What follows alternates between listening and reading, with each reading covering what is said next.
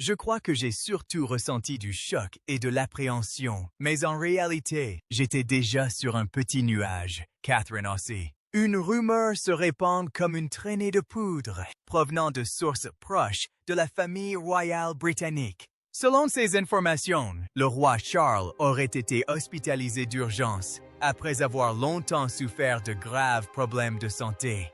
Mais ce qui choque véritablement le public, ce n'est pas seulement l'état de santé du roi, c'est ce qui s'est passé immédiatement après, à huis clos, au palais de Buckingham. Alors que le public attend avec anxiété une déclaration officielle, une série de réunions d'urgence sont déjà en cours. Des plans d'urgence, réservés aux scénarios les plus extrêmes, seraient en train d'être réexaminés, plaçant ainsi le prince William directement sous les feux de la rampe.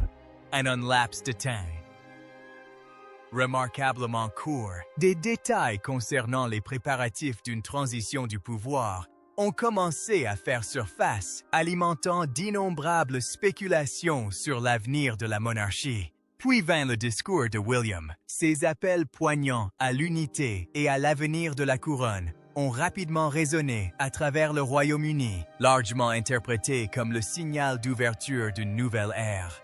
Pourtant, à ce moment précis, une autre image a pris les médias par surprise. Les caméras ont surpris la reine Camilla, l'air inhabituellement abattu, déclenchant une avalanche de rumeurs au sein du palais. William aurait-il été préparé à un rôle bien plus important que ce que le public laissait entendre? Et qu'a donc vu Camilla pour paraître si bouleversée, plongeant ainsi toute la famille royale au cœur d'une tempête de spéculation? L'atmosphère londonienne, déjà suffocante sous la chaleur estivale, est soudainement devenue étouffante et s'est figée en un instant après la diffusion d'une simple information sur les médias électroniques.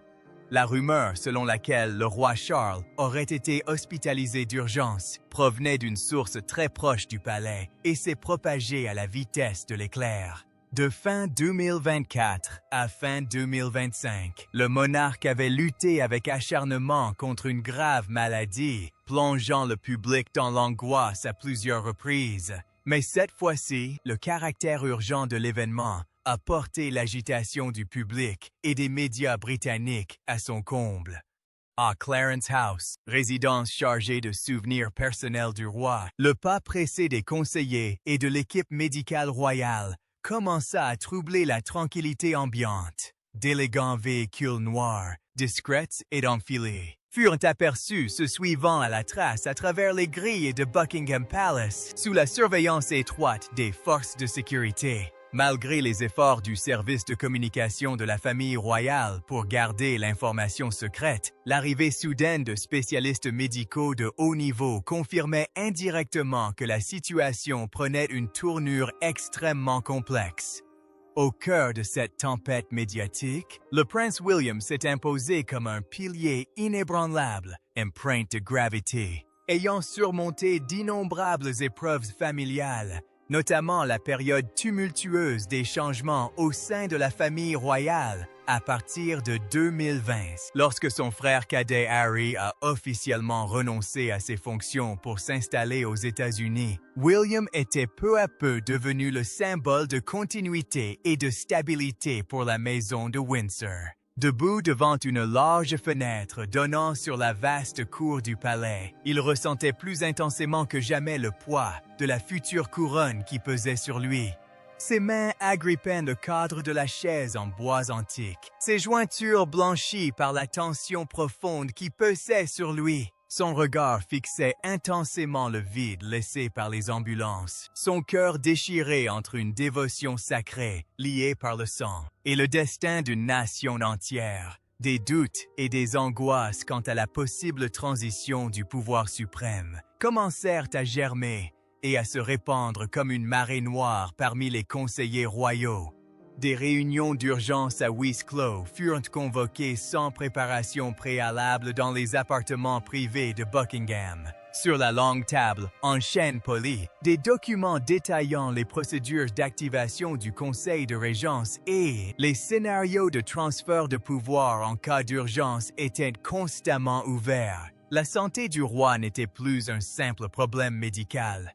L'endroit était devenu l'épicentre d'une potentielle crise institutionnelle. Les conseillers s'échangeaient des regards inquiets, chuchotant et analysant le moindre changement dans le pouls et la respiration du monarque, pleinement conscients que chaque décision prise dans les heures qui allaient suivre allait redéfinir l'histoire britannique moderne. Un silence pesant régnait dans la pièce, seulement troublé par le bruissement des pages et le tic-tac de l'horloge, comme un conte à rebours du temps d'une époque révolue.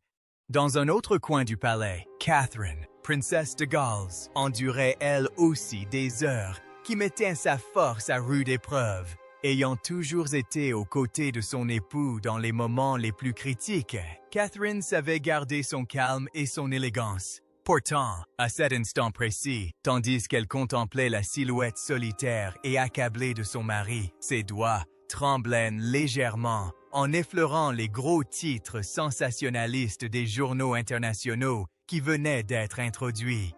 Elle savait qu'une fois l'histoire lancée, la vie de sa jeune famille, avec ses 3 petits-enfants, serait bouleversée à jamais. Son instinct maternel la poussait à les protéger du regard impitoyable des médias. Mais le devoir d'une future reine exigeait d'elle qu'elle reste digne et qu'elle soit le pilier émotionnel de celui qui porterait le trône.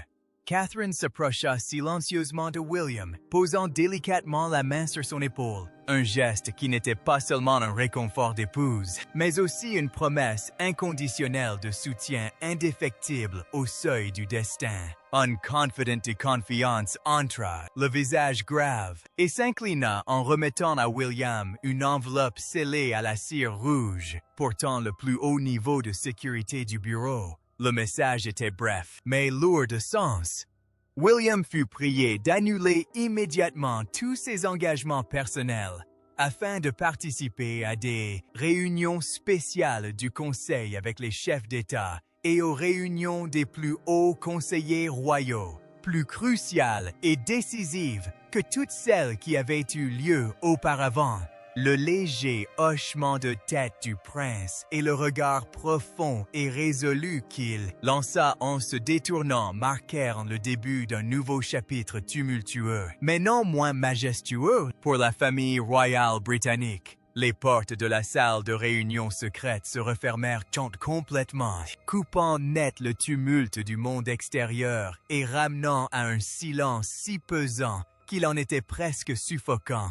Sur le bureau en chaîne séculaire, des décrets royaux et des documents législatifs top secrets étaient déjà disposés, bien qu'aucun document officiel n'ait encore été rendu public, conformément aux souhaits ardents et aux directives préparatoires du roi Charles. Les préparatifs de la transition du pouvoir suprême s'accéléraient à un rythme sans précédent. Tout l'appareil du palais fonctionnait désormais comme une horloge mécanique de précision, froid et efficace, ne laissant aucune place aux émotions personnelles.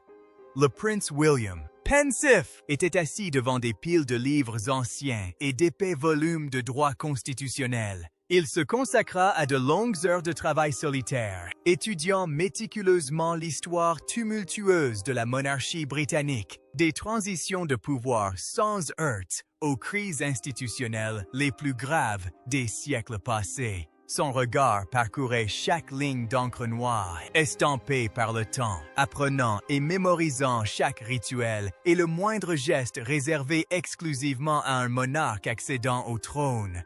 Il s'arrêtait parfois devant les portraits de ses ancêtres, accrochés le long du couloir, et plongeait son regard dans celui des rois d'antan, pour y puiser un sentiment de connexion et de force spirituelle. La répétition des protocoles cérémoniels, de la manière de se tenir debout et de s'incliner jusqu'au rythme de sa démarche lors des grands événements d'État exigeait une précision absolue. Chaque mouvement n'était pas une simple règle diplomatique, mais un symbole de la puissance et de la dignité de toute une nation.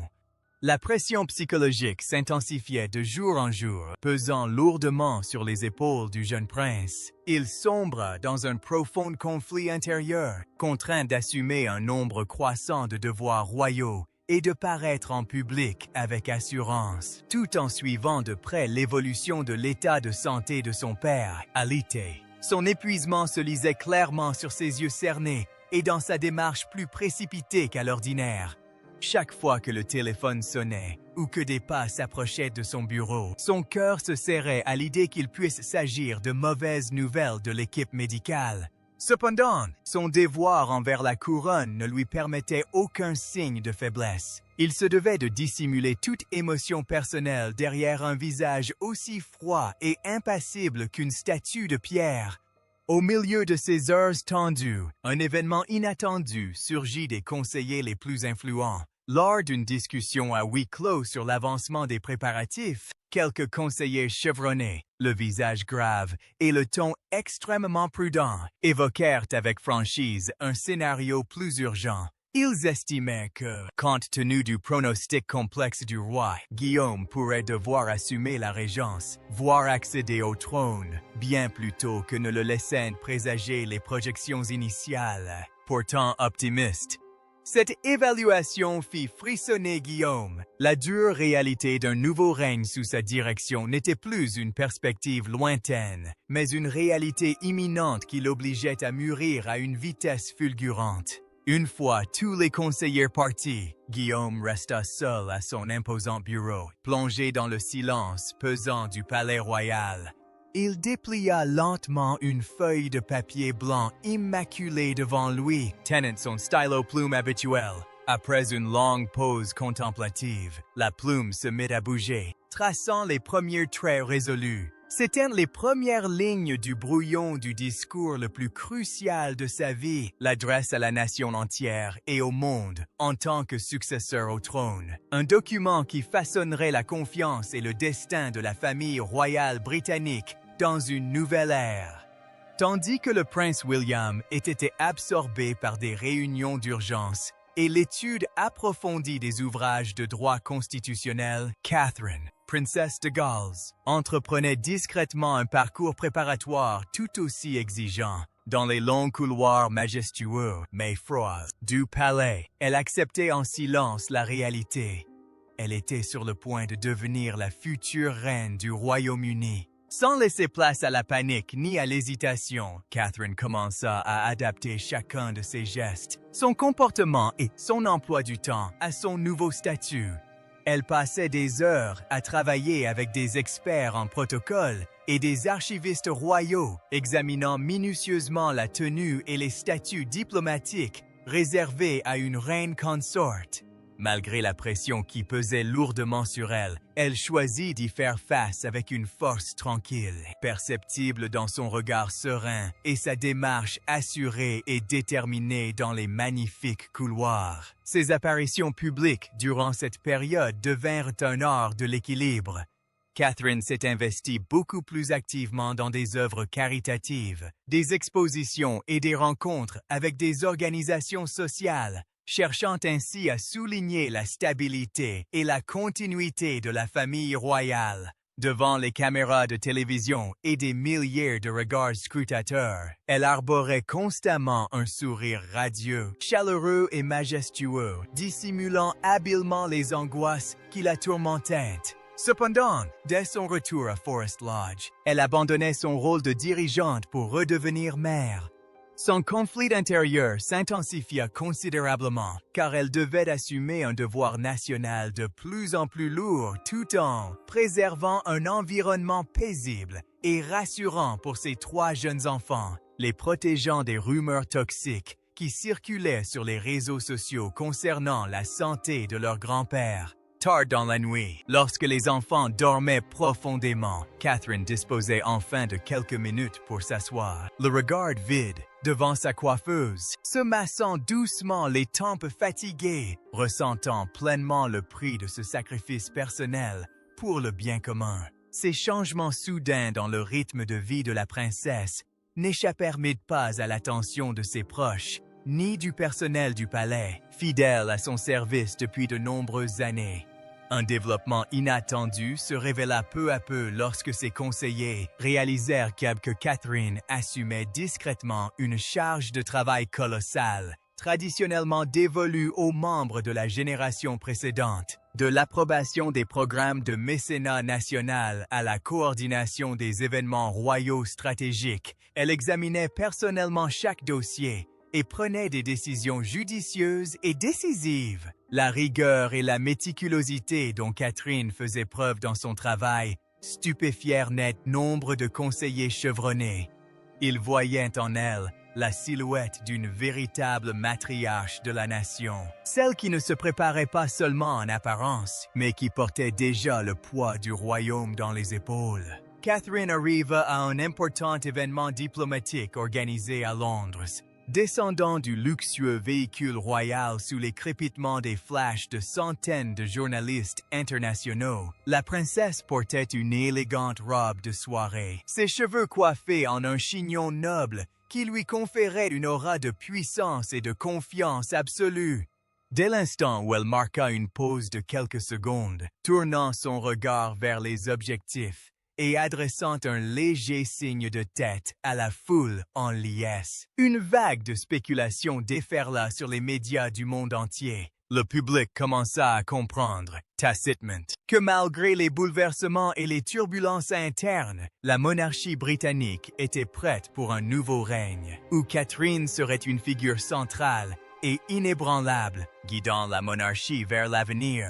Tandis que la machine de la transition du pouvoir s'enclenchait, un changement subtil mais indéniable s'opérait au sein même du palais de Buckingham. L'attention collective de la presse internationale et des médias traditionnels était désormais presque entièrement rivée sur chaque pas et chaque geste du prince William et de Catherine, princesse de Galles. L'aura et les attentes entourant cette jeune génération de dirigeants progressistes ont, de fait, relégué la reine Camilla dans l'ombre de l'ancien règne. Les réceptions officielles pour les chefs d'État et les processus de décision stratégiques étaient de plus en plus concentrés sur la fonction d'héritier du trône. Dans les grands couloirs où se réunissaient jadis les conseillers proches du roi et de la reine, la présence massive d'une nouvelle équipe se faisait désormais sentir, apportant avec elle un vent de changement froid et définitif. Face à ce bouleversement, la reine Camilla fut confrontée à un profond trouble psychologique et à un désarroi quant à son propre statut, celle qui avait passé des décennies à surmonter les préjugés pour consolider peu à peu sa place auprès du roi. Charles ressentait à présent un aigu sentiment d'isolement, tandis que l'équilibre des pouvoirs se déplaçait. Chaque matin, en parcourant les notes de l'agenda royal, elle constatait que la liste de ses engagements se réduisait comme peau de chagrin, laissant place à des événements prestigieux centrés sur le prince et la princesse de Galles. Ce sentiment de décalage provenait non seulement des changements de protocole, mais aussi d'un profond sentiment d'impuissance, car son époux, le monarque, alité, ne pouvait plus être à ses côtés pour partager ce fardeau. Lors de ses lentes promenades dans la bibliothèque désertée, Camilla s'arrêtait souvent longuement devant les baies vitrées donnant sur la cour intérieure, où le personnel s'affairait à préparer l'avènement du règne suivant, le cœur lourd de réflexion sur la fugacité du pouvoir. C'est précisément dans ce climat tendu qu'un incident inattendu s'est produit, déclenchant une vague intense de spéculation publique. Un après-midi, alors que Camilla quittait une réunion interne tendue concernant la réorganisation du personnel du palais, dans un bref moment de vulnérabilité, en se dirigeant vers la voiture royale, son visage a été capturé par l'objectif d'un photographe attentif. Le gros plan capturait une expression d'épuisement total. Son teint était d'une pâleur inhabituelle sous les flashs stroboscopiques. Ses yeux portaient les profondes rides de la fatigue et son regard vide suggérait qu'elle n'était ni préparée ni capable d'accepter les changements massifs et rapides qui se déroulaient sous ses yeux. En quelques heures, l'image circula abondamment sur les plateformes en ligne, accompagnée d'une avalanche de titres sensationnalistes, alimentant d'interminables débats sur une dissension latente et un isolement grandissant au sein du palais. Malgré le tumulte extérieur, l'atmosphère de transition devenait de plus en plus palpable et irréversible à l'intérieur de la résidence royale. Les membres du personnel de longue date commencèrent à modifier leur comportement, se montrant plus prudents et déférents à l'approche du bureau de William. Les tableaux et le mobilier ancien, témoins des règnes précédents, étaient inventoriés et catalogués en vue d'une réorganisation des lieux privilégiant l'esthétique minimaliste et moderne de la nouvelle génération. Le bruit des pas pressés des courtisans et le claquement des portes des salles d'apparat créaient un bourdonnement dense, signe que l'appareil royal était fin prêt à se détacher du passé et à entrer dans une ère nouvelle. Le moment tant attendu par tout le royaume arriva enfin sous un ciel londonien d'un gris argenté caractéristique.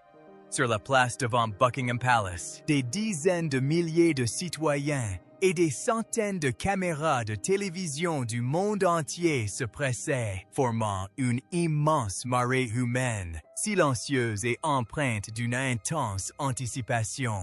Lorsque les grandes portes donnant sur le balcon principal s'ouvrirent lentement, le prince William apparut dans la lumière du jour naissant. Il portait son élégant uniforme militaire royal. Les médailles sur sa poitrine gauche s'entrechoquaient légèrement, produisant un son clair et discret. Debout devant le micro tendu, le prince baissa les yeux sur la foule. Une vague de pression invisible mais colossale se déchaîna contre lui, mettant à l'épreuve le courage de celui qui allait porter le destin d'un empire. La tension psychologique parmi le public et les commentateurs avait atteint son paroxysme. Tous les regards étaient tournés vers le visage de William, scrutant la moindre de ses expressions, cherchant la réponse à la question cruciale. Un prince ayant traversé de si profondes épreuves familiales, pouvait-il posséder la fermeté, la majesté et la magnanimité nécessaires pour guider la maison de Windsor à travers cette transition tumultueuse? William inspira profondément, sentant la froidure de la grille de fer sous ses paumes. Il commença son discours d'une voix grave, chaleureuse et profonde, empreinte d'une détermination sans faille. Plutôt que de s'attarder sur les détails médicaux précis de la maladie du roi Charles, ce qui aurait pu susciter une panique inutile, William a habilement recentré son discours.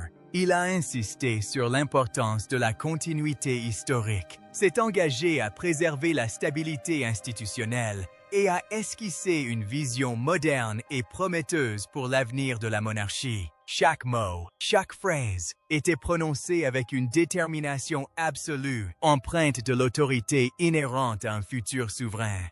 Au beau milieu de son discours parfaitement maîtrisé, William a fait une annonce inattendue qui a surpris la majorité de l'assistance, provoquant un véritable séisme. D'un signe de tête solennel vers les portes du balcon, il a officiellement annoncé que, dès le début de son règne, la princesse Anne, sa tantée bien-aimée, est l'une des membres les plus dévouées et résilientes de la famille royale, deviendrait officiellement sa conseillère spéciale. Cette décision constituait un choix stratégique d'une grande importance de la part de William. S'allier à une figure d'une intégrité absolue, rester toujours à l'écart des controverses médiatiques et animé d'un sens inébranlable du service comme la princesse Anne, n'était pas seulement une déclaration de respect envers l'ancienne génération. C'était un message politique clair adressé aux factions agissant dans l'ombre. Le nouveau règne reposerait sur l'expérience, la loyauté et la préservation des valeurs les plus fondamentales. Des applaudissements et des acclamations jaillirent de la place en contrebas, se propageant en vagues successives.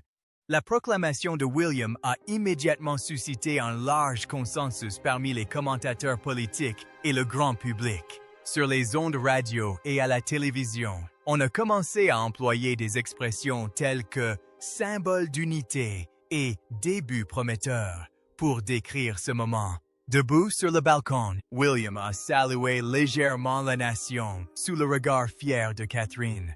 L'atmosphère pesante et suspecte qui planait sur le palais depuis des semaines sembla se dissiper, laissant place à un sentiment de soulagement et au retour d'une cohésion invisible au sein de la famille royale britannique. Tandis que les puissants échos du discours prononcé au balcon de Buckingham Palace s'estompaient peu à peu, emportés par le bruit des véhicules, ramenant la foule dispersée. Une nouvelle atmosphère, à la fois sereine et rigoureuse, commença à s'installer dans la résidence royale. Après des semaines de bouleversements et de nuits blanches d'angoisse, l'appareil monarchique britannique avait désormais retrouvé une certaine stabilité.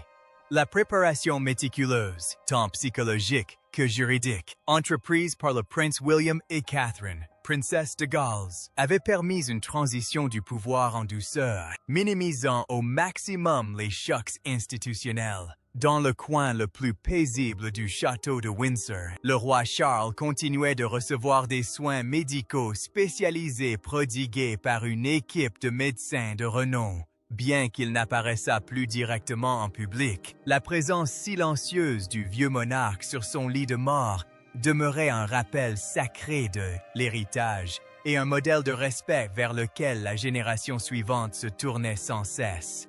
Les conflits internes ne se manifestaient plus par des tempêtes médiatiques à l'extérieur, mais par des défis silencieux au sein du foyer de William et Catherine. Le couple royal devait apprendre à s'adapter à un volume de responsabilités colossal où chacune de leurs décisions pouvait influencer le destin de la nation. Devant un bureau croulant sous les documents d'État, William se sentait souvent tiraillé entre le devoir d'un futur roi et l'inquiétude constante d'un fils face à la santé déclinante de son père. Pendant ce temps, Catherine se consacrait entièrement à l'organisation du quotidien de ses 3 enfants. Elle les guidait avec minutie face aux changements de titre et aux protocoles plus stricts de la cour, tout en s'efforçant de maintenir une atmosphère familiale joyeuse pour atténuer la pression intense liée à l'accession imminente au trône. Au milieu de ces angoisses, des signaux positifs, émanant du cercle restreint de la famille royale, commencèrent à émerger, apportant avec eux un vent de fraîcheur. Un événement inattendu se produisit lors d'une réunion familiale privée dans le salon d'apparat. La princesse Anne prit officiellement ses fonctions de conseillère spéciale. Son arrivée, marquée par son attitude déterminée et loyale au travail, eut immédiatement un effet rassurant et puissant. Les tensions et la froideur qui existaient auparavant entre les différents services royaux furent rapidement apaisés par un sentiment de solidarité. Des aperçus furtifs de la parfaite coordination et du respect mutuel entre la génération précédente et le prince et la princesse de Galles ont été subtilement captés par les médias traditionnels, apaisant et dissipant rapidement les dernières spéculations et les doutes du public quant à une éventuelle crise au palais. Debout côte à côte devant la grande fenêtre donnant sur la place balayée par le vent, William et Catherine contemplaient silencieusement l'horizon lointain où les derniers rayons du jour laissaient place à l'éclatante illumination de la ville. Leurs mains étroitement entrelacées, elles n'avaient besoin d'aucun mot, seulement de compréhension et d'une confiance inébranlable dans l'avenir.